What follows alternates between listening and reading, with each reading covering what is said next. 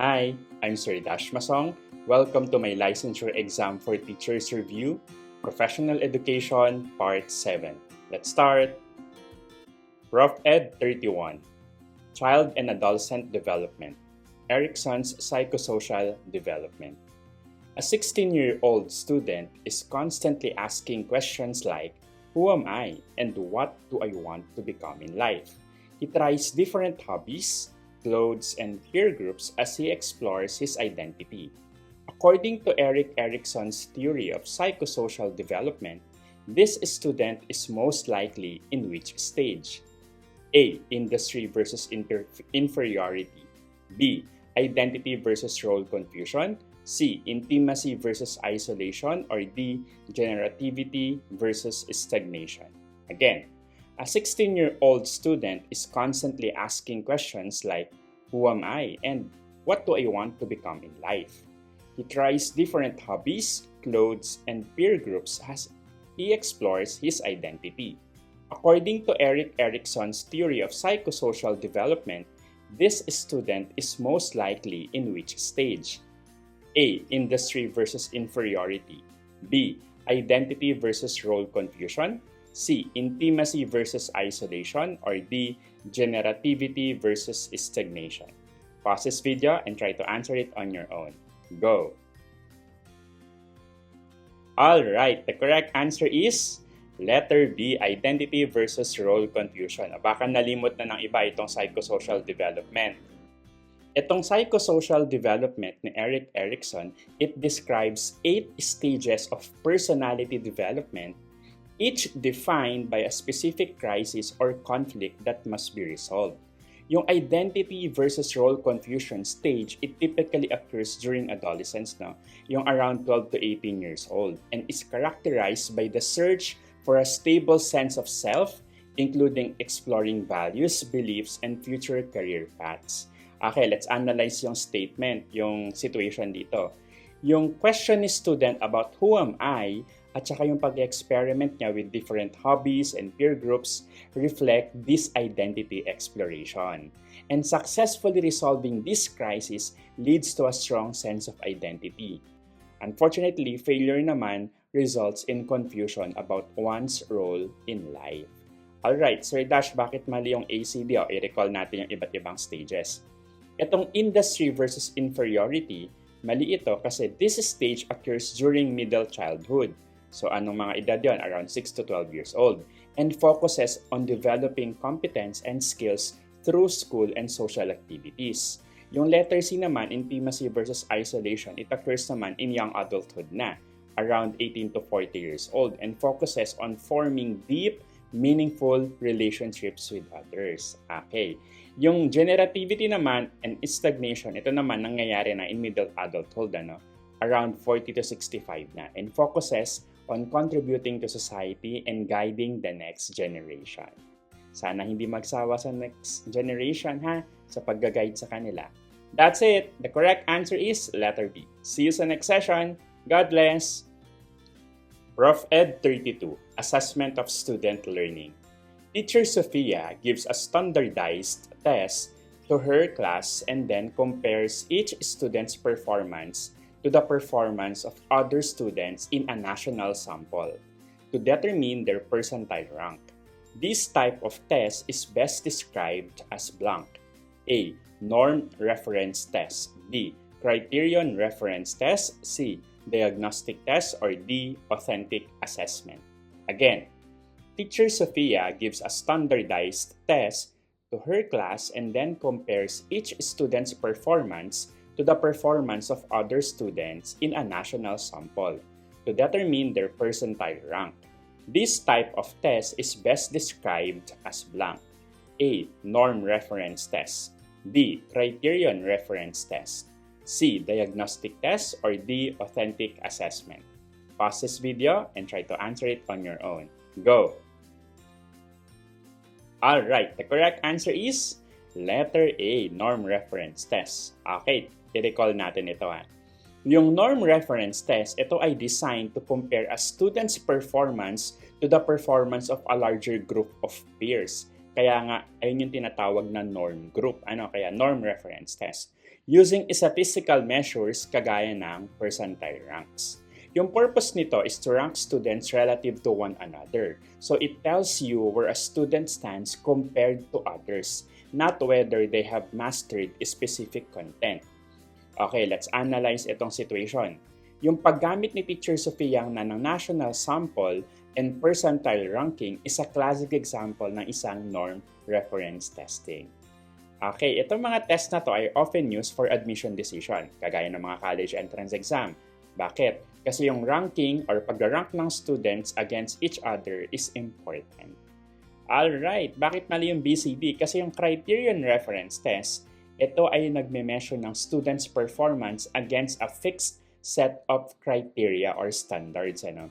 Example, 80% mastery, without comparing them to other students. Alright, next, on letter C. Of course, in diagnostic test, I hope naalala nyo pa. Ito naman ay given before instruction to identify students' strengths and weaknesses. Yung authentic assessment naman, it involves real-world task and performance-based demonstrations of learning, not standardized testing with percentile ranks. That's it. See you sa next session. God bless! Prof. Ed 33, Facilitating Learning, Gardner's Multiple Intelligence. A student learns best by interacting with classmates, participating in group discussions, and engaging in collaborative projects. This student most likely has a strong blank. A. Intrapersonal intelligence. B. Logical mathematical intelligence. C. Interpersonal intelligence. Or D. Naturalistic intelligence. Again, a student learns best by interacting with classmates, participating in group discussions, and engaging in collaborative projects. This student most likely has a strong blank. A. Intrapersonal intelligence. B. Logical mathematical intelligence. C. Interpersonal intelligence. Or D. Naturalistic intelligence. Pause this video and try to answer it on your own. Go!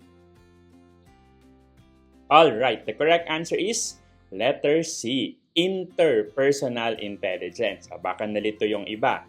I-recall natin, itong interpersonal intelligence, isa to sa siyam na intelligences na dinevelop ni Howard Gardner. It involves the capacity to understand, interact with, and relate effectively to other people. Yung mga students sa may strong interpersonal intelligence are skilled at communication, empathy, teamwork, and reading social cues. Let's analyze yung statement. Yung preference ni student for interacting with classmates, group discussions, and collaborative projects directly aligns with this intelligence. Okay, take note. Itong theory ni Gardner, it emphasizes that recognizing a student's dominant intelligence can help teachers design instruction that taps into their strengths. Kaya teachers, tip lang, sana mahanap natin yung strength ng students natin so we can help them further. Alright, bakit mali yung A, B, and D? Kasi yung intrapersonal intelligence, take note of that, intrapersonal, it involves self-awareness, understanding one's own emotions, strengths, and weaknesses. Yung logical mathematical naman, ito siguro, obvious naman na mali, kasi it involves logical reasoning, pattern recognition, and mathematical thinking. Yung naturalistic intelligence, it involves sensitivity and understanding of the natural world, including yung mga plants, animals, and environmental patterns. So the correct answer is letter C. That's it. See you sa next session. God bless. Prof. Ed 34, Curriculum Development, Curriculum Design Models. A school organizes its curriculum by placing subjects in separate, distinct boxes. English, math, science, and social studies are all taught independently with little or no connection between them. This curriculum design is known as blank. A. Integrated curriculum. B. Correlated curriculum. C. Subject-centered curriculum. Or D. Learner-centered curriculum. Again, a school organizes its curriculum by placing subjects in separate, distinct boxes. English, math, science, and social studies are all taught independently, with little or no connection between them. This curriculum design is known as blank. A. Integrated curriculum, B. Correlated curriculum, C. Subject-centered curriculum, or D. Learner-centered curriculum? Pause this video and try to answer it on your own. Go! Alright, the correct answer is letter C, subject-centered curriculum. Siguro medyo nagets na ng iba sa question, ano? I-recall natin. Yung subject-centered curriculum, it organizes learning into separate academic disciplines, each taught independently with clear boundaries between subjects. So sa traditional approach na ito, yung bawat subject has its own content, objectives, and schedule, and there is little intentional integration across subjects. Okay, let's analyze yung question. Yung arrangement ng school, yung pagkaka-arrange ng subjects ng school, according sa problem, English, Math, Science, and Social Studies as distinct, unconnected subjects is a classic example ng design na ito. Okay. Yung approach na ito, it emphasizes mastery ng content within each discipline but may limit yung ability ng students to see connections across subjects. Alright, ano nga ba tong ABD? Baka nalilito yung iba kasi mukhang magkatunog yung integrated at correlated. Isa-isahin natin yan. Yung integrated curriculum, it intentionally connects and blends subjects around themes or problems rather than keeping them separate. Yung correlated curriculum naman, it also connects related topics across subjects to some degree, but not as deeply as an integrated curriculum. So it still maintains subject boundaries. Yung learner-centered curriculum naman, ang focus naman nito ay yung students' interests, needs, and experiences rather than organizing content by subject disciplines. That's it. See you sa next session. God bless! Prof. Ed 35, Philippine Education Laws. A teacher applicant who has not passed the licensure exam for teachers has been teaching for more than 10 years in a private school is permitted to continue teaching under special provision. Which law allows this? A. RA 7836, B. RA 9293, C. RA 10533, or D. RA 4670. Again, a teacher applicant who has not passed the licensure exam for teachers but has been teaching for more than 10 years in a private school is permitted to continue teaching under a special provision. Which law allows this? A. RA 7836, B. RA 9293, C. RA 10533, or D. RA 4670. Pause this video and try to answer it on your own. Go! Alright, the correct answer is letter B, RA 9293. I-recall natin itong education laws. Yung RA 9293, ito yung amendment to RA 7836, yung Philippine Teachers Professionalization Act.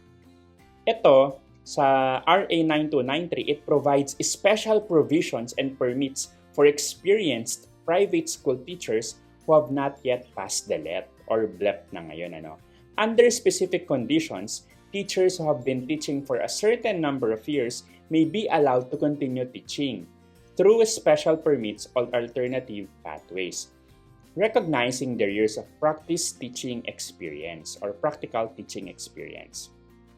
Yung law na to, it provides provisions for para-teachers, yung mga hindi pa nakakapasa ng LET, to teach in public schools under specific conditions. So itong RA 9293, it reflects the government's recognition of experienced teachers who may not have formal licensure but have demonstrated naman teaching competence over time. Alright, bakit mali yung ACD? Kasi yung RA 7836, ito nga yung law na nag-establish ng LET at yung licensure requirement. No? But yung RA 7836, it did not include the special provisions and permits for experienced private school teachers. Yung RA 10533 naman, ito naman yung Enhanced Basic Education Act. Ito yung nagtatag ng K-12. Yung RA 4670, ito yung Magna Carta for Public School Teachers. So ito naman about sa may protection ng rights and welfare naman ng teachers. That's it. See you sa next session. God bless! Hashtag, sana makatulong. If you want a free digital copy of this reviewer, pinamimigay ko po ng libre. How? Just comment on this video, free reviewer, and I will send you the link. And for more reviewers, please feel free to visit my social media account, Sir Dash Academy. Available sa YouTube, Facebook, and TikTok. I suggest punta ka sa YouTube. Hanapin mo yung playlist. Kinumpile ko lahat ng reviewers doon. Meron din doon per domain like Prof Ed, Gen Ed, tapos yung mga specialization. I hope makatulong. Again, sa Facebook, nandun yung complete playlist. See you sa next session. God bless!